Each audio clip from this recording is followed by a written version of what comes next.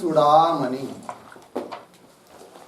विवेक चूडामणी ग्रंथामध्ये आज श्लोक नंबर आहे 14 बरोबर. अधिकारी निरूपणम. ग्रंथ का या वेदांत विद्या का कौन अधिकारी है इसकी अब चर्चा कर रहे आचार्य जी महाराज. ठीक है. आद्य जगत गुरु शंकराचार्य जी महाराज इनका ये ग्रंथ है जिसका नाम है विवेक चूडामणि. तो श्लोक को पढ़ते हैं. अधिकारिणमाशास्ते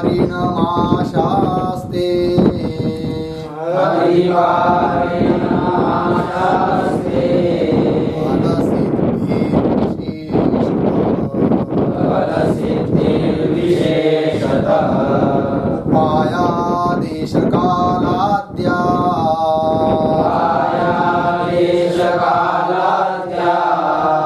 सन्त्यस्मिन् सहकारिणः.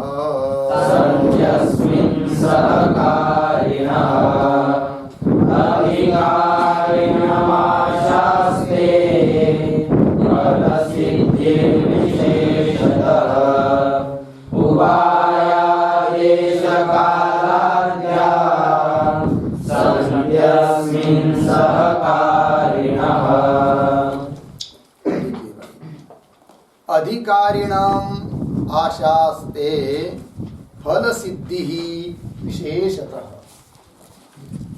उपायाः देशकालाद्याः सन्ति अस्मिन् सहकारिणः. ठीक. अन्वय देखिए. विशेषतः फल सिद्धि अधिकारिणम आशास्ते.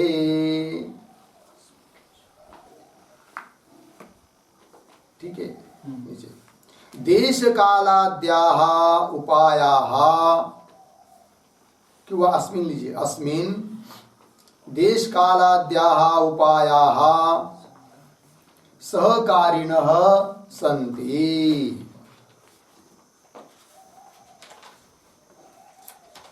ठीक. चलिए. तो बता रहे हैं कि विशेषतः फल सिद्धि अधिकारिणम आशास्ते मतलब फल की सिद्धि फल की प्राप्ति विशेषतः उसको ही होती है. विशेष रूप से फल सिद्धि फल की प्राप्ति उसको ही होती है जो अधिकारी होता है. व्यवहार में भी इस बात को हम लोग देखते हैं. यदि किसी काम में जो काम कर रहा है उसका उस काम में यदि अधिकार नहीं है तो कितना भी प्रयत्न करने पर भी उसके द्वारा वो काम पूरा होगा ही ऐसी कोई गारंटी नहीं होती है. या उसको फल मिलेगा ये बात भी नहीं होती है. अर्थात कोई भी काम करने के लिए अधिकारी होना आवश्यक होता है. ठीक है ना. उस प्रकार ये जो ब्रह्म विद्या है और ये ब्रह्म विद्या का जो फल है मोक्ष स्वरूप की प्राप्ति वह फल भी मोक्ष की प्राप्ति भी उसी को होती है जो उसका अधिकारी है. ठीक है. तो वही लिखा विशेषतः फल सिद्धि अधिकारिणम आशास्ते मतलब अधिकारी व्यक्ति को योग्य व्यक्ति को ही उस फल की प्राप्ति होती है कि नहीं. उस कर्म में जो समर्थ होता है वह उस कर्म का क्या होता है अधिकारी होता है. समझ में आया कि नहीं. समझ लीजिए गाड़ी चलाना हो और जिसका कोई वो कोर्स हुआ नहीं है और बैठ गया सीधा चलाने के लिए, चला पाएगा क्या? नहीं पाएगा. लेकिन चालू भी नहीं करना जानेगा क्योंकि उसका क्या नहीं वो अधिकारी नहीं है. और प्रैक्टिस नहीं, वो थोड़ी बहुत चलाता भी हो थोड़ी दूर चला के ले जाएगा एक्सीडेंट करा देगा है कि नहीं. अंतिम साध्य तक पहुंचेगा नहीं. क्यों? अधिकार नहीं है. क्यों? उस कला को वो जानता नहीं है. उस प्रकार वेदांत विद्या का भी अधिकारी होना आवश्यक है. तो अधिकारी पुरुष के लिए जो योग्यता बताइए पीछे अंतकरण की शुद्धि बताया था. निष्काम कर्म उपासना करेंगे तो अंतकरण की क्या होती है? शुद्धि होती है. और जिसके अंतकरण की शुद्धि होती है उसको ही फल की सिद्धि फल प्राप्त होता है. लग गया जी.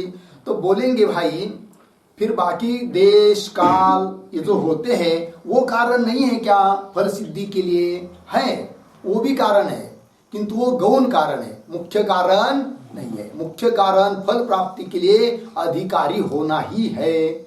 समझ लीजिए अधिकारी नहीं है मतलब ब्रह्म ज्ञान प्राप्त करने के लिए अंतःकरण की जिस प्रकार की योग्यता चाहिए वो नहीं है, और वो कितना भी प्रयास करेगा तो भी उसको फल सिद्धि मिलेगी नहीं, फल प्राप्ति होगी नहीं। ठीक है ना, इसलिए लिखा है देश कालादिक है लेकिन कैसे वो सहकारी है कि नहीं। समझ लीजिए अंतःकरण की योग्यता नहीं है और बहुत अच्छे देश में गया, काशी में गया या गंगा किनारे गया, कहीं पर भी गया, बहुत तपश्चर्या करने भी लग गया, तो भी उसको फल प्राप्त होगा ही ये नहीं कह सकते। क्यों? उसके अंतःकरण की क्या नहीं है, योग्यता नहीं है कि नहीं। विरोचन गया देवता के पास, इंद्र के पास ब्रह्म विद्या प्राप्त करने के लिए, किंतु प्राप्त नहीं हो पाई।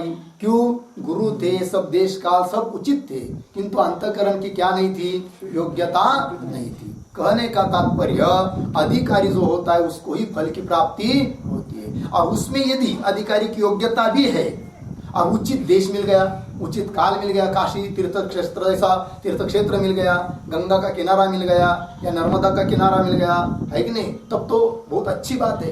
किंतु देश काल ये क्या होते हैं, गौण होते हैं, अधिकारी की योग्यता ये मुख्य होती है। बहुत बार क्या होता है, देश काल सब योग्य होते हैं, उचित होते हैं और साधक प्रयत्न भी करता है किंतु उसको फल प्राप्त नहीं होता है। फिर वो सोचता है, चिंतित होता है, शोक करता है, व्यथित होता है, दूसरे के ऊपर कोसता है कि ये नहीं हो रहा, ऐसा होता तो ऐसा होता, ऐसा होता ऐसा होता, किंतु ये सब बातें नहीं होती। बाकी देश काल ये सब क्या है जी, गौण है। अपने अंतःकरण की कुछ कमी हो तो फल की प्राप्ति होगी नहीं, वही बताया है। अस्मिन देश कालाद्याः उपायाः, देश काल इत्यादि उपाय तो सहकारिणः सन्ति, वो क्या है, केवल सहकारी मात्र होते हैं। ये बात हो गई, ठीक है। चलिए आगे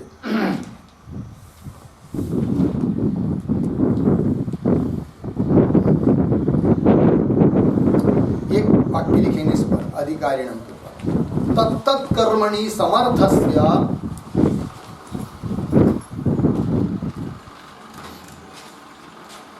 तत्तत् कर्मणि समर्थस्य एव तत्तत् कर्म फल भोक्तृत्व संभवात्, तत्तत् कर्म फल भोक्तृत्व संभवात् असमर्थस्य तत् अयोगात्,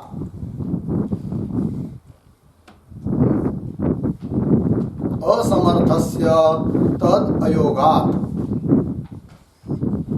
बाह्य देश कालादेः, बाह्य देश कालादेः सहकारित्व मात्रम, सहकारित्व मात्रम अंतर सामर्थ्यस्य एव, अंतर सामर्थ्यस्य एव फलदायकत्वम इत्यर्थः। अंतर सामर्थ्यस्य एव फलदायकत्वम इत्यर्थः। ठीक, देखो भाई, तत्तत् कर्मणि, उस कर्म में समर्थ जो होता है, समर्थस्य एव तत्तत् कर्म फल भोक्तृत्व संभवात्, उस कर्म का फल का भोग उसको होता है। असमर्थस्य तत् अयोगात्, जिस कर्म, जो कर्म करने में जो व्यक्ति असमर्थ है उस कर्म का फल उसको मिलता नहीं है, तद अयोगात्। बाह्य देश कालादेश सहकारित्व मात्र, बाह्य देश काल वो होते हैं कैसे, वो केवल सहकारी मात्र होते हैं। अंतर सामर्थ्य एवं फलदायकत्वम, अंतर सामर्थ्य अंतःकरण की योग्यता यही क्या होती है, फलदायक होती है। ये इसका आशय हुआ। आगे चलते हैं, आगे के श्लोक में जाएंगे। अतो विचार कर्तव्यो,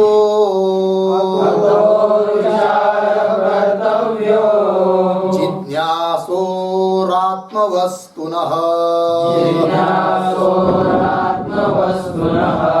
समासाद्य दया सिन्धुं, गुरुं ब्रह्म विदुत्तमम्,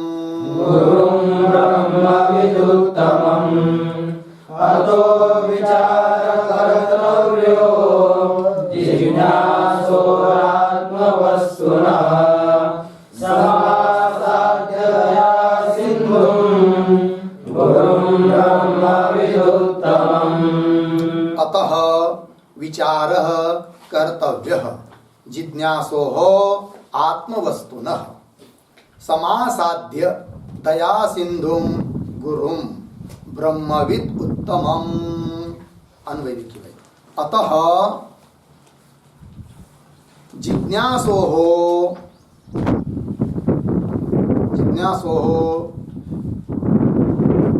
ब्रह्मविद उत्तमम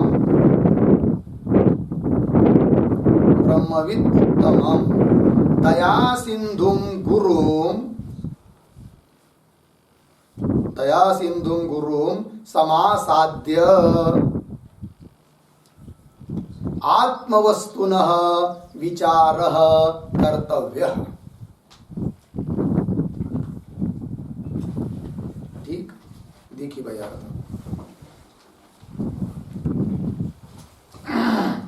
करे अतः जिज्ञासु है कि नहीं। तो पिछले के श्लोक में बताया फल सिद्धि के लिए योग्य अधिकारी होना आवश्यक है। अब जो अधिकारी है ऐसा जो जिज्ञासु वो क्या करे। ब्रह्म विद्या के लिए जो अधिकारी है अंतःकरण शुद्ध है। अब उसने क्या करना चाहिए इस बात को बता रहे हैं। तो जो इस प्रकार का जिज्ञासु है, तत्व ज्ञान जानने का इच्छुक है, तत्व जानने का इच्छुक है, ऐसा जिज्ञासु है, वो जिज्ञासु ने क्या करना चाहिए। तो जिज्ञासो हो, ठीक है जी, क्या लिखा आगे, ब्रह्मविद उत्तमम दया सिंधुम गुरुम समासाध्य। समासाध्य शब्द का अर्थ है शरणम गत्वा, शरण जाकर, शरणम गत्वा, शरण जाकर। किसको शरण जाना है, गुरु को शरण जाना है। गुरु कैसे, तो गुरु की कुछ विशेषण दिया है यहाँ पर। क्या दिया है, ब्रह्मविद उत्तमम, ठीक है ना। पुनः दया सिंधु, इस प्रकार के गुरु को शरण जाकर क्या करे। गुरु को शरण जाकर भाई, गुरु के पास जाकर, तो आगे बताया आत्मवस्तुनः विचारः कर्तव्य। आत्मवस्तु का विचार करना चाहिए, ठीक है जी। गुरु के पास इसलिए ही जाना है और दूसरा कोई प्रयोजन लेकर गुरु के पास जाना भी नहीं है। नहीं तो बहुत सारे लोग गुरु के पास जरूर जाते हैं, है कि नहीं। साधक लोगों को छोड़ दीजिए, सांसारिक लोग जो गुरु के पास जाते हैं तो उनका उद्देश्य बहुत कुछ अलग ही होता है कि नहीं। कोई दुखना बहाना लेकर जाएंगे या कोई संतति नहीं हो रही उसके लिए जाएंगे। तो शास्त्र कहता है इसके लिए, इस उद्देश्य के लिए, कोई अनात्म वस्तु के लिए गुरु के पास नहीं जाना चाहिए। तो गुरु के पास जाकर क्या करना चाहिए, तो यहाँ बताया है आत्मवस्तु न विचार कर्तव्य। आत्मवस्तु का ही विचार करना चाहिए। मैं कौन हूँ, मुझे मोक्ष कब मिलेगा, भगवान क्या है कि नहीं, ये जगत क्या है, मेरा उद्धार कैसे होगा, इस प्रकार के प्रश्न गुरु को जाकर पूछने और गुरु के मुख से फिर तत्व ज्ञान सुनकर आत्म तत्व क्या है जान लेना चाहिए। लेकिन जिन गुरु के पास जाना है वो गुरु कैसे होने चाहिए। एक तो ब्रह्मविद मतलब ब्रह्मवेत्ता, जिसको एक शब्द में बोल सकते ब्रह्मनिष्ठ हो, ठीक है ना। और उनका और विशेषण दिया है उत्तम हो, है कि नहीं। उत्तम का मतलब है उदार मना हो, उदार अंतकरण वाले हो, है कि नहीं। ब्रह्मविद हो, उदार हो, और उत्तम शब्द से और ले सकते हैं श्रोत्रिय हो, है कि नहीं। तो ब्रह्मनिष्ठ हो, श्रोत्रिय हो, उदार अंतकरण के हो। नहीं तो बहुत बार ऐसा भी होता है गुरु के पास जाते हैं साधक, बहुत सालों साल सेवा करते हैं, लेकिन गुरु उनको कुछ नहीं देते हैं। दिया तो भी बहुत ज्यादा कर क्या देंगे, थोड़ा बहुत धन दे देंगे, विद्या देंगे ही, ऐसी बात नहीं है। लेकिन जो उदार मना गुरु होते हैं वो जरूर अपने पास आए हुए साधक को रिक्त हस्त कभी भी नहीं भेजते हैं। कुछ न कुछ ले भाई, ये ग्रंथ तो पढ़ लो, 2 तो पढ़ लो, 4 तो पढ़ लो, और कुछ अनुष्ठान कर लो, कुछ सिखाते ही, ठीक है जी। तो इसीलिए कह दिया उत्तमम, ब्रह्मविद उत्तमम, कि वह ब्रह्मवेत्ताओं में जो अत्यंत वरिष्ठ है, श्रेष्ठ है, ऐसा भी अर्थ कर सकते हैं। और कैसे होना चाहिए गुरु? दया सिंधु, दया के जो सागर है, श्रोत्रिय ब्रह्मनिष्ठ और कृपाणु, कृपाणु शब्द से जो कहते हैं ना वही दया सिंधु, जो दया के सागर है, अर्थात शिष्यों का उद्धार ये न के न प्रकार से होना ही चाहिए। इस प्रकार की अंतकरण की व्यथा जिसमें है, ऐसे जो गुरु है जो बिल्कुल चाहते हैं कि नहीं भाई हमारे इन शिष्यों का क्या होना चाहिए, कल्याण ही होना चाहिए, है कि नहीं, उसके लिए ही रात्र दिन प्रयत्न करते हैं, उनको कहेंगे क्या? दया सिंधु गुरु समासाध्य शरण जाकर क्या करें? आत्मवस्तुन विचार कर्तव्य। आत्मवस्तु का, आत्मा ही है कि नहीं, आत्मा क्या है, ब्रह्म क्या है, ईश्वर क्या है, ये जगत क्या है, मोक्ष किसको कहते हैं और मोक्ष का साधन क्या है, इन सभी बातों का उसने विचार करना चाहिए, साधक ने। लग गया जी? साधक का कर्तव्य इस श्लोक में बता दिया, किसको शरण जावे और शरण जाकर क्या करे। ठीक, तो यहाँ पर जिज्ञासो शब्द आया है तो उसका अर्थ लिख लीजिए, आत्मानं सम्यक ज्ञातुम इच्छो हो।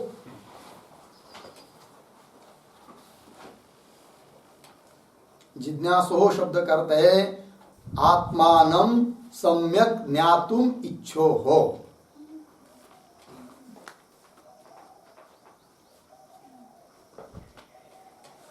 हो गया?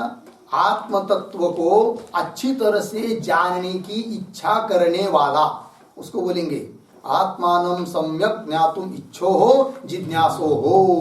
ठीक है, हो गया जी? गुरु शब्द के ऊपर एक श्लोक बताते हैं, वैसा आप लोगों को याद ही होगा। तो गुरु में दो शब्द है, वर्ण है, गुरु, गु और रु, अलग अलग है ना, तो उसका अर्थ गु शब्द स्पंदकार स्यात्, गु शब्द स्पंदकार स्यात्, रु शब्द स्तन्निरोधकः,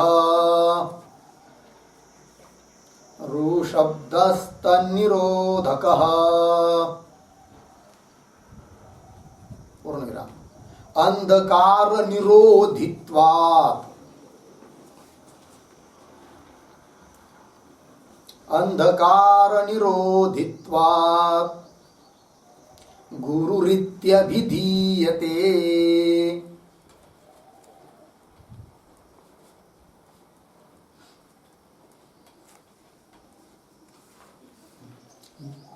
हो गया? गुरुरित्यभिधीयते। देखिए भाई, गु और रु, गु शब्द का अर्थ कर दिया, गु शब्द तु अंधकारः स्यात्। गु शब्द का अर्थ क्या कर दिया? अंधकार। और रु शब्द का अर्थ कर दिया तन निरोधक, उसका नाश करने वाला। ठीक है कि नहीं? जो शिष्य के हृदय में जो अज्ञान रूपी अंधकार है, उस अज्ञान रूपी अंधकार का जो नाश करता है उसको बोलते हैं क्या? गुरु। अंधकार निरोधित्वात् वही लिखा है, जो अंधकार को नष्ट कर देते हैं उनको बोलते हैं गुरु। ठीक, और एक लक्षण, सोपदेशेन, सोपदेशेन अज्ञानाख्य, अज्ञानाख्य हार्दांधकार हारकम, अज्ञानाख्य हार्दांधकार, हार्दांधकार हारकम।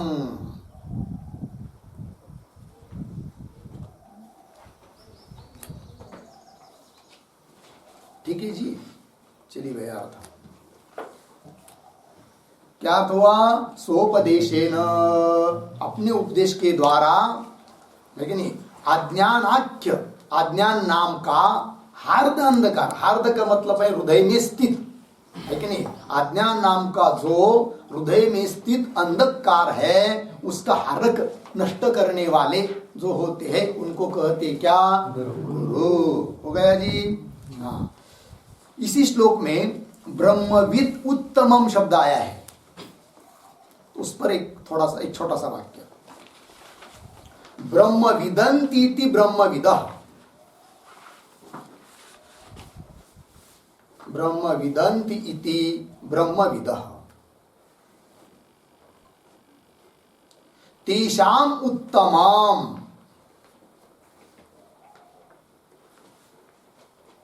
उत्तमं स्थित प्रज्ञम इत्यर्थः।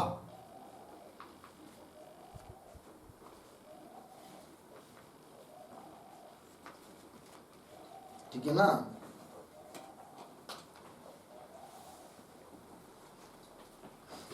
क्या अर्थ हुआ? ब्रह्मविदन्ति इति ब्रह्मविद, जो ब्रह्म को जानते हैं उनको क्या बोलते हैं? ब्रह्मविद। तेषाम, उनमें भी जो उत्तम है अर्थात स्थित प्रज्ञ है उसको कहेंगे ब्रह्मविद उत्तमम, स्थित प्रज्ञ महात्मा। ठीक है जी। चलिए, दया और है कि नहीं गुरु, ये दो शब्द आए थे ना। हाँ, इस विशेषण से पता चलता है कि दो विशेषण जिसमें है उसको बोलेंगे ब्रह्मविद उत्तमम। दया होनी चाहिए, ठीक है कि नहीं, दया का सिंधु, और गुरु जो ऊपर कहा है उसकी तरह। ठीक, तो चलिए श्लोक का भाव समझ में आया। तो जिज्ञासु ने क्या करना चाहिए? गुरु को शरण जाकर आत्म तत्व का विचार करना चाहिए। ठीक है, चलते हैं आगे। आगे का श्लोक, मेधावी पुरुषो विद्वान्, मेधावी पुरुषो विद्वान्, आपोह विचक्षणः,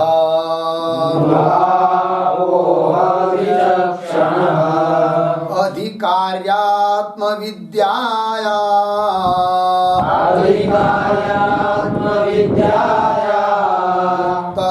मुक्तलक्षणलक्षितः, मेधावी पुरुषो विद्वान्,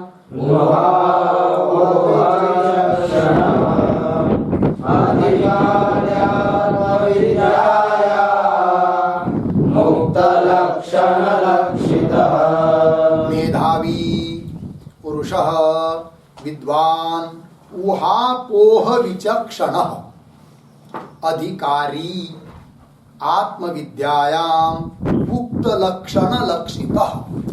अन्वय देखिए भाई, मेधावी विद्वान् ऊहापोह विचक्षणः, ऊहापोह विचक्षणः पुरुषः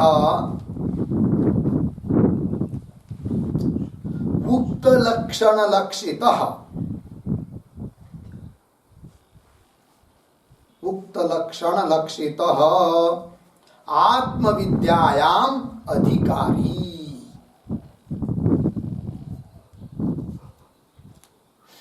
आत्मविद्यायाम अधिकारी। ठीक है, कितने नंबर का श्लोक है? 16 है ना। ऊपर का 15 नंबर का श्लोक याद कीजिए। ठीक है,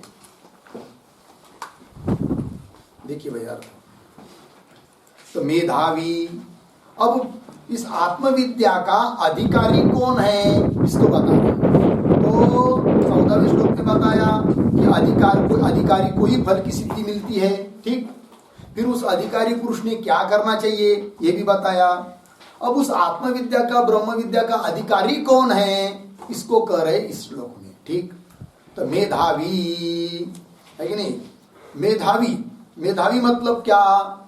धारण शक्ति वाला जो है, अर्थात जिसकी बुद्धि कैसी है?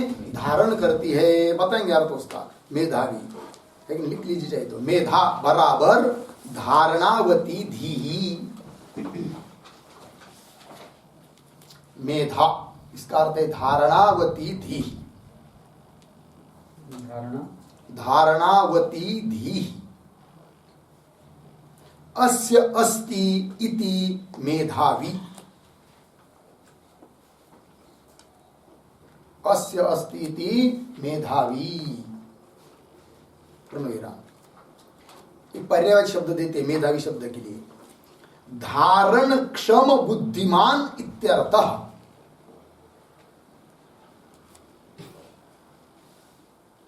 धारण क्षम बुद्धिमान इत्यर्थः। ठीक है, चलिए भाई धारणावती धीधि नाम बुद्धि। किसी की बुद्धि होती है धारणा वाली होती, धारण कर ली थी तुरंत, कोई चीज बता दिया तो बस समझ लिया, उस फिट हो जाती है, उसको बोलेंगे क्या? मेधावी पुरुष, धारणावती बुद्धि उसकी। और कुछ ऐसी भी बुद्धि होती है कि ये कई विषय कितनी भी बार बताएंगे बार बार 10 बार, तो भी वो पकड़ नहीं पाता है कि नहीं? उसकी बुद्धि कैसी भी धारणावती बुद्धि नहीं है। लग गया कि नहीं? तो धारणावती धी अस्य अस्ति, जिसकी है उसको बोलेंगे क्या? मेधावी। धारण क्षम बुद्धिमान, बुद्धिमान है कि नहीं? बुद्धि वाला, धारण करने की क्षमता जिस बुद्धि में है, ऐसे बुद्धि वाला जो पुरुष, उसको कहेंगे क्या? मेधावी। समझ में आया? अच्छा, और विद्वान, तो विद्वान भी पुनः दे दिया है, विद्वान अर्थात विवेकी पुरुष है कि नहीं? तो मेधावी और विद्वान, इन दो शब्दों के द्वारा बताया गया क्या?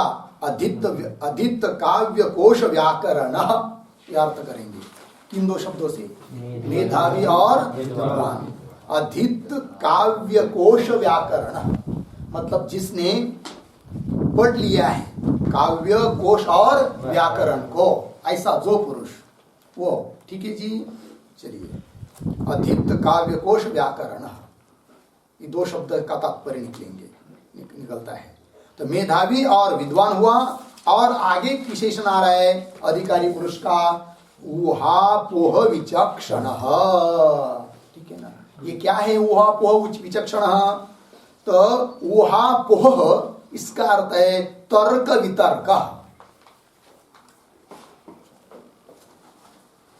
ऊहापोह इस शब्द का अर्थ है तर्क वितर्क, और विचक्षण शब्द का अर्थ है कुशल। ठीक, विचक्षण मतलब कुशल। तो क्या अर्थ निकला फिर? तर्क वितर्क कुशल। तर्क वितर्क करने में जो कुशल हो, उसको कहेंगे क्या? ऊहापोह विचक्षण, है कि नहीं? देखिए, हमेशा आदमी ने तर्क करने को सीखना चाहिए, कुतर्क नहीं करना चाहिए। किसको कहते तर्क और किसको कहते कुतर्क? श्रुति के अनुकूल जो युक्ति बताई जाती है, चिंतन किया जाता है, उसको कहेंगे तर्क। और श्रुति ने जो अर्थ बताया है, उसकी विरोधी अर्थ का यदि चिंतन करेगा कोई, तो उसको क्या बोलते हैं? कुतर्क। इसलिए साधक को हमेशा तर्क कर सकते हैं, श्रुति के अनुकूल युक्ति का प्रतिपादन कर सकते हैं, कुतर्क नहीं करना चाहिए, ये बात कही है। इसलिए कह दिया कि ऊहापोह विचक्षण। ठीक है जी। और आगे क्या कहा है पुनः? उक्त लक्षण लक्षित। आत्मविद्याम अधिकारी, तो अधिकारी ये पद विशेष है भाई, और उसके सब विशेषण चल रहे हैं। मेधावी, विद्वान, ऊहापोह विचक्षण पुरुष, इस प्रकार का पुरुष है कि नहीं? और कैसा पुनः? उक्त लक्षण लक्षित, मतलब पीछे कुछ लक्षण बताया है, उस लक्षणों से भी जो युक्त हो, ऐसा जो पुरुष, वही इस आत्मविद्या का क्या है? अधिकारी है। तो उक्त लक्षण लक्षित से क्या लेंगे, है कि नहीं? तो लिखते थोड़ा पीछे 8वें श्लोक से लेकर 15वें श्लोक तक कुछ बताया है, तो लिख लीजिए पहले वाक्य। अष्टम श्लोकात आरभ्य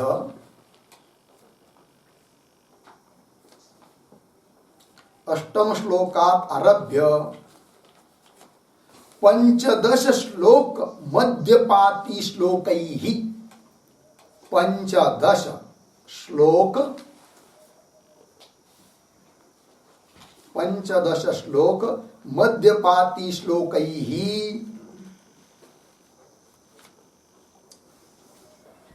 सूचित विवेक वैराग्य, सूचित विवेक वैराग्य समाधि षट्क, समाधि षट्क मुमुक्षुत्व रूप, मुमुक्षुत्व रूप साधन चतुष्टय संपन्न।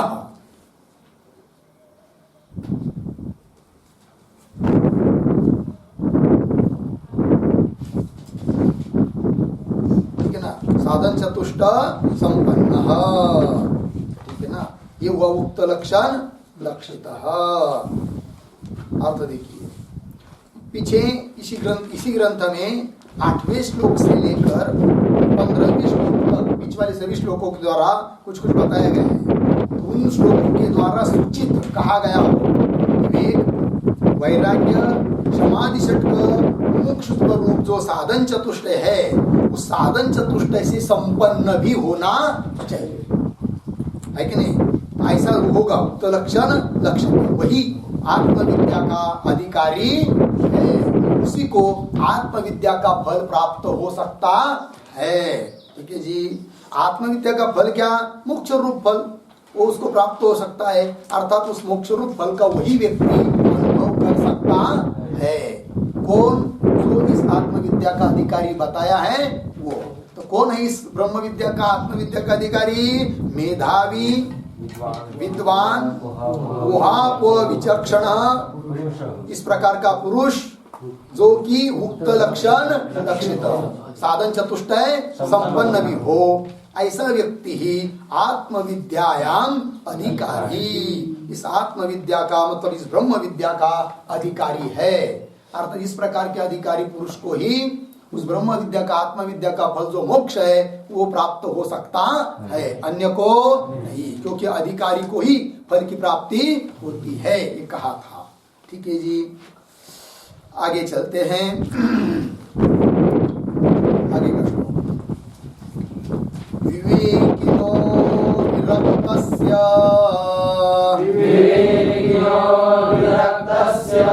समाधि गुणशालिनः मोक्षोरेव हि ब्रह्म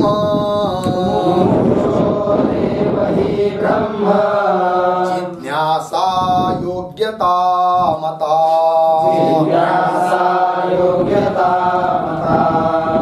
विवेकिनो विरक्तस्य समाधि गुणशालिनः मोक्षोरेव हि ब्रह्म जिज्ञासा योग्यता मता। चलिए भाई क्या करे? विवेकिनः विरक्तस्य समाधि गुणशालिनः मोक्षोः एव हि ब्रह्म जिज्ञासा योग्यता मता।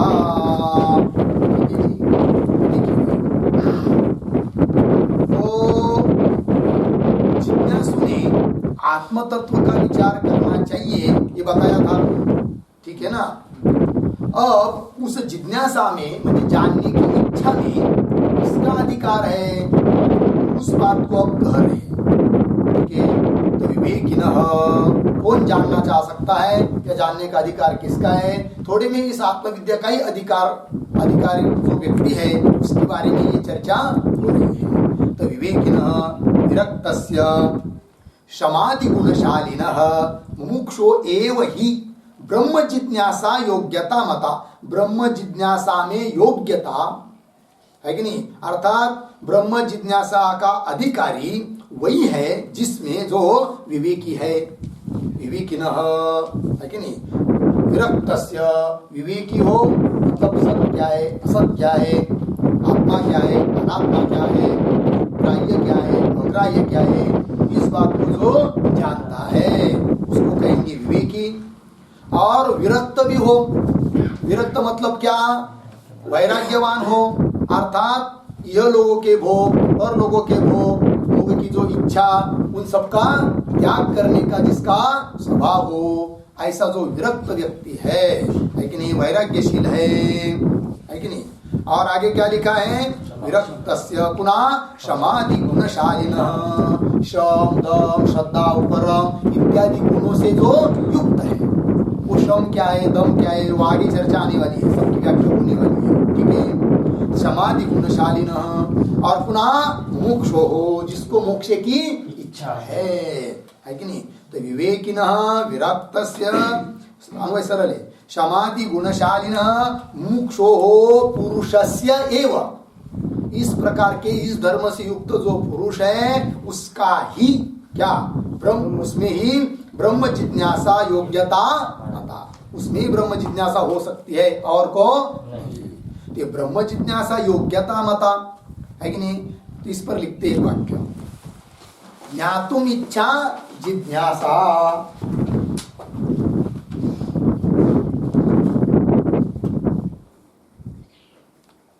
ज्ञातुम इच्छा जिज्ञासा, ब्रह्मणः जिज्ञासा ब्रह्म जिज्ञासा, ब्रह्मणः जिज्ञासा ब्रह्म जिज्ञासा, तत्र अवगति पर्यंतम ज्ञानम, तत्र अवगति पर्यंतम ज्ञानम सन्वाच्यायाः इच्छायाः कर्म, सन्वाच्यायाः इच्छायाः कर्म। ठीक है जी, अर्थ देखिए, ज्ञातुम इच्छा जिज्ञासा, जानने की जो इच्छा उसको कहते हैं क्या जी, जिज्ञासा। और ब्रह्म जिज्ञासा, तो ब्रह्मण जिज्ञासा ब्रह्म जिज्ञासा, ब्रह्म को जानने की जो इच्छा उसको कहेंगे क्या, ब्रह्म जिज्ञासा, है कि नहीं। लेकिन वो ब्रह्म जिज्ञासा कहाँ तक, तो तत्र अवगति पर्यंतम, मतलब ब्रह्म बोध ब्रह्म साक्षात्कार होने तक पुरानी चाहिए, है कि नहीं। ब्रह्मण जिज्ञासा ब्रह्म जिज्ञासा, तत्र अवगति पर्यंतम, है कि नहीं, ज्ञानम, तो अवगति पर्यंत जो ज्ञान उसको लेंगे क्या जी, ब्रह्म जिज्ञासा। ये क्या हुआ, सन वाच्याया इच्छा, सन प्रत्यय, सन शब्द का अर्थ सन प्रत्यय हुआ जिज्ञासा शब्द में, और सन का अर्थ होता है क्या, इच्छा। तो उस इच्छा का कर्म जो ज्ञान, वो कहाँ तक होना चाहिए, अवगति पर्यंत। तो ब्रह्म जिज्ञासा योग्यता, तो ब्रह्म को जानने की इच्छा है कि नहीं, उसको कहेंगे ब्रह्म जिज्ञासा। और वो ब्रह्म जिज्ञासा कहाँ तक चाहिए, ब्रह्मबोध होने तक, ठीक है कि नहीं। और उस ब्रह्म जिज्ञासा में अधिकारी कौन बताया फिर, विवेकी हो, विरक्त हो, शम दम आदि गुणों से युक्त हो और है कि नहीं। कहाँ है ना कि जब तक ब्रह्मबोध होता नहीं है तब तक हमेशा उस ब्रह्म की जिज्ञासा करके उसमें ही प्रयत्न करना चाहिए, बिल्कुल अन्यत्र समय नहीं देना चाहिए। श्रुति ने कहा है, दद्यात् नावसरम किंचित कामादि न मनाग अपि, है कि नहीं। कामादिकों को थोड़ा भी अवसर नहीं देना चाहिए। फिर क्या, आसुप्ते आमृते कालम नयेत वेदांत चिंतया। आसुप्ते मतलब क्या, सुबह जग गए वहां से लेकर शयन तक, रात में सोने तक, और आमृते है जन्म से लेकर मृत्यु तक जितना भी काल प्राप्त हुआ है, समय प्राप्त हुआ है, वो सब समय में क्या करना चाहिए, नयेत वेदांत चिंतया, वेदांत का चिंतन करने में ही इस समय को बिताना चाहिए। सुबह उठ गए वहां से लेकर सोने तक, जन्म लिया वहां से लेकर मरने तक, रात दिन रात्रंदिवसा युद्धाचा प्रसंग, अंतर्बाह्य जगात दिन रजनी हाची धंदा, गोविंदाचे पवाडे, तेच लागू पडते, लागलं की नाही। आसुते अमृते कालम नयेत वेदांत नाही। चला पुढे क्या आहे, आणि हो गया, विवेकिनः विरक्तस्य समाधि गुणशालिनः मोक्षो एव हि ब्रह्म जिज्ञासा योग्यता मता। आगे चलेंगे, आगे का श्लोक क्या है भाई, हाँ अब साधन चतुष्टय, ठीक है ना। तो साधन चतुष्टय का एक संक्षेप में उल्लेख तो पीछे हुआ है, अब पुनः उस साधन चतुष्टय का विचार और करने जा रहे हैं, ठीक है। श्लोक को पढ़ते हैं, साधनान्यत्र चत्वारि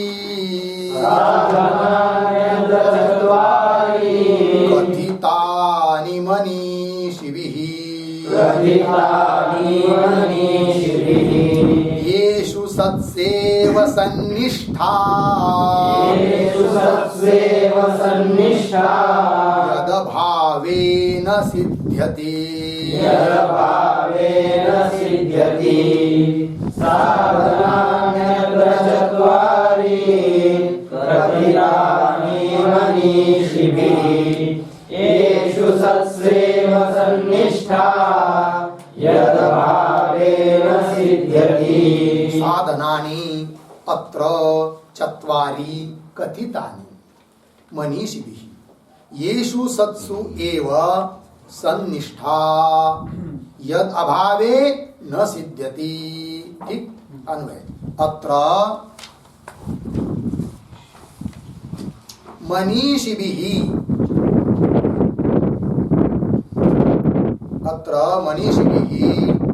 चत्वारि साधनानि कथितानि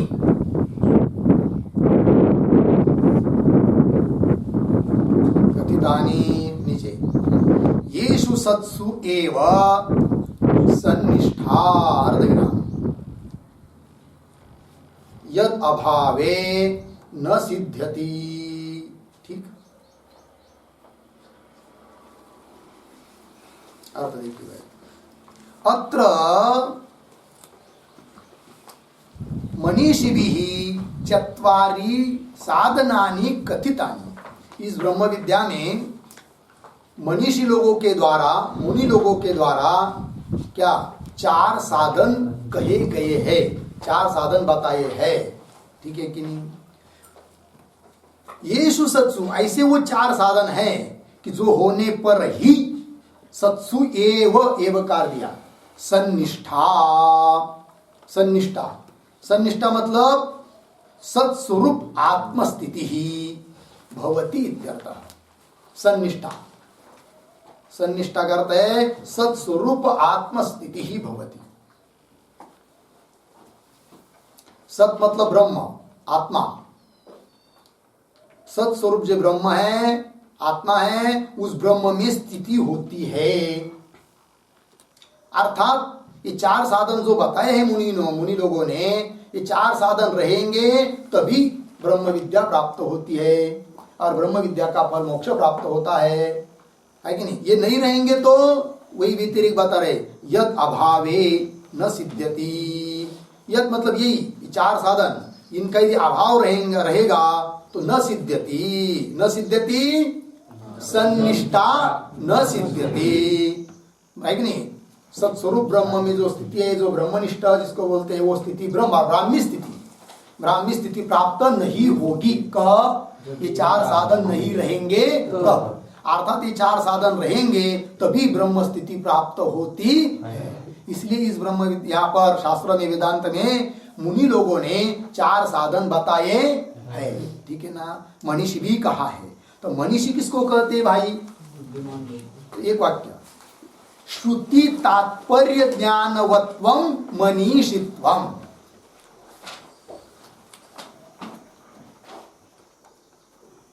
श्रुति तात्पर्य ज्ञानवत्वं मनीषित्वम्।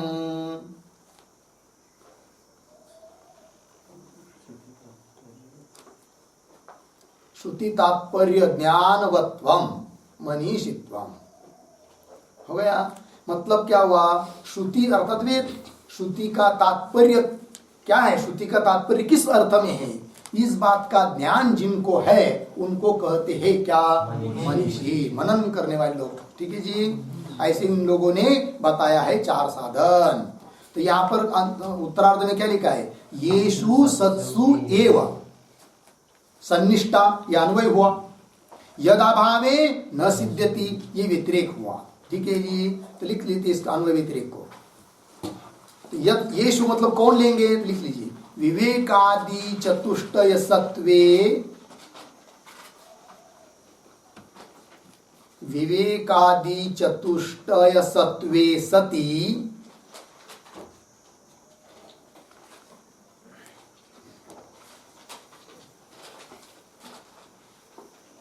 विवेकादि चतुष्टय सत्वे सति ब्रह्मणि नितराम स्थिति।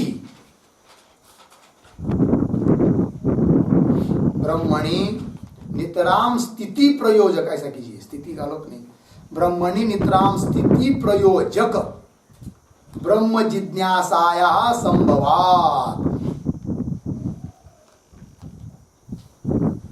ब्रह्म जिज्ञासाया संभवात् अर्धविराम तद अभावे च असंभवात्, तद अभावे च असंभवात् इति अन्वय व्यतिरेकाभ्याम,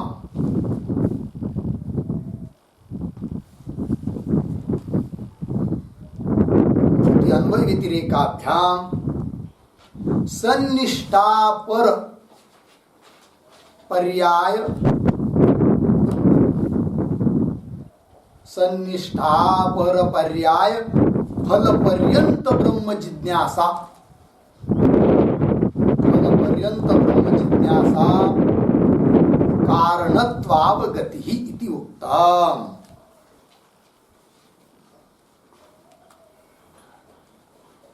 ब्रह्म जिज्ञासा कारणत्वावगतिः इति उक्तम्। देखिए अर्थ, तो येषु सत्सु मतलब विवेकादि चतुष्टय, विवेक वैराग्य समाधि षट्क और मोक्षत्व,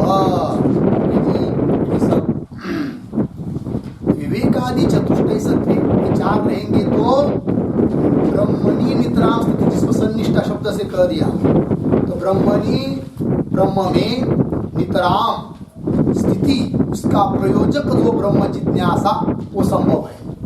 मतलब विवेकादि चार रहेंगे तो ब्रह्म जिज्ञासा होगी, जब ब्रह्म जिज्ञासा होगी तो ब्रह्म स्थिति भी होगी, ये बात। यद अभावे विवेकादि चतुष्टय का यदि अभाव रहेगा तो असंभवात ब्रह्म जिज्ञासा ही नहीं होगी, पहली बात। फिर ब्रह्म जिज्ञासा ही नहीं होगी तो ब्रह्म स्थिति भी प्राप्त नहीं होगी, वही लिखा है तद अभावे च असंभवात इति अन्वय व्यतिरेकाभ्याम, इस अन्वय व्यतिरेक से दृढ़ कर दिया सन्निष्ठा पर पर्याय फल पर्यंत ब्रह्म जिज्ञासा, सन्निष्ठा इसके लिए अपर दूसरा पर्याय जो फल पर्यंत ब्रह्म जिज्ञासा कारणत्वावगति ही, तो ब्रह्म जिज्ञासा का कारण कौन है ये बात बता दिया। विवेकादि चार रहेंगे तभी ब्रह्म जिज्ञासा होगी, नहीं रहेगा तो इसलिए मुमुक्षु को विवेक वैराग्य समाधि षट् का मुमुक्षुत्व ये धारण अपने में कर लेने ही चाहिए, ये बात इससे सिद्ध हुई। अब प्रश्न आता है कि वो विवेकादि चार जो होने पर ब्रह्म स्थिति होगी, नहीं होने पर नहीं होगी, चार तो उनका नाम लेकर बताओ। तो पहले उनका संक्षेप में नाम वो क्या कर रहे हैं, उल्लेख कर रहे हैं, ठीक है। फिर उसकी एक एक की व्याख्या करेंगे। तो पढ़ते श्लोक, लेकिन अभी जो आगे का श्लोक पढ़ना है ना, वो आपके लोगों में कैसा है, 19 नंबर कहाँ दिया है, अनंतरम के बाद है ना। तो थोड़ा सा क्या होगा, आगे की जो व्याख्या आने वाली है ना, इसकी विवेक किसको कहते, शम किसको कहते, दम किसको कहते, श्लोक टूट जाते हैं, कंठस्थ करने के लिए दिक्कत होती। इसलिए क्या करना चाहिए, वो 19 नंबर को काट कर छोड़कर 3 पंक्ति का श्लोक रख लीजिए। मतलब कैसे, समाधि षट् संपत्ति मोक्षोत्पत्ति स्फुटम, इसके आगे 19 अब समझ में आया।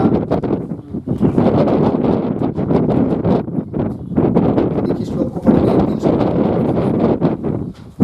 आदौ नित्यानित्य, आदौ नित्यानित्य वस्तु विवेकः परिगण्यते, वस्तु विवेकः परिगण्यते, इहामुत्र फलभोग, इहामुत्र फलभोग, विरागस्तदनन्तरम्, विरागस्तदनन्तरम्, समाधि षट्क संपत्तिर्, समाधि षट्क संपत्तिर्, मुमुक्षुत्वमिति स्फुटम्, मोक्षत्वमिति स्फुटम्। आदौ नित्यानित्यवस्तु विवेकः परिगण्यते, इहामुत्र फलभोग, विरागस्तदनन्तरम्, समाधि षट्क संपत्तिर्, मोक्षत्वमिति स्फुटम्। आदौ उन 4 साधन चतुष्टय में से कि जो होना अत्यंत आवश्यक है, क्योंकि वो नहीं रहेंगे तो ब्रह्मनिष्ठा ब्रह्म स्थिति प्राप्त हो ही नहीं सकता। तो वो कौन है, तो बता रहे, आदौ प्रथम शुरू में नित्यानित्य वस्तु विवेक परिगण्यते, गिनाया जा रहा है। परिगण्यते तो पहला नंबर किसको दिया? विवेक। विवेक सबका मूल है कि नहीं? विवेक रहेगा तब आगे वाला वैराग्य दृढ़ होगा, और विवेक नहीं रहेगा तो वैराग्य होने पर भी वो टिकेगा नहीं। ठीक है, तो नित्यानित्य वस्तु विवेक, नित्य क्या है, अनित्य क्या है, नित्य वस्तु कौन सी, अनित्य वस्तु कौन सी, इस बात का जिसका विचार पूरा हुआ है, निश्चय हुआ है, उसको क्या बोलेंगे? विवेक। तो विवेक की व्याख्या स्वयं आगे के श्लोक में आएगी। नित्यानित्य वस्तु विवेक परिगण्यते पहला हुआ। यह अमूत्र फल भोग विराग तदनंतरम, कैसा पढ़ेंगे? तदनंतर, पहली पंक्ति सरल, आदौ नित्यानित्य वस्तु विवेक परिगण्यते, इसके बाद आगे तदनंतरम इहामूत्र फल भोग विराग, दूसरी पंक्ति। तदनंतर मतलब विवेक के बाद, अमूत्र फल भोग विराग, यह मतलब इस लोक में, अमूत्र मतलब परलोक में, स्वर्गादि लोक में, है कि नहीं, जो फल मिलने वाला है। अब हम लोगों ने किए हुए जो कर्म, उस कर्मों का फल जो इस लोक में मिलता है या स्वर्गादि लोक में मिलता है, अर्थात भोग, है कि नहीं, जो भी हम लोगों ने कर्म संपादन किया है उसका जो फल है कि नहीं, पुण्य, उसका फल विशेष क्या?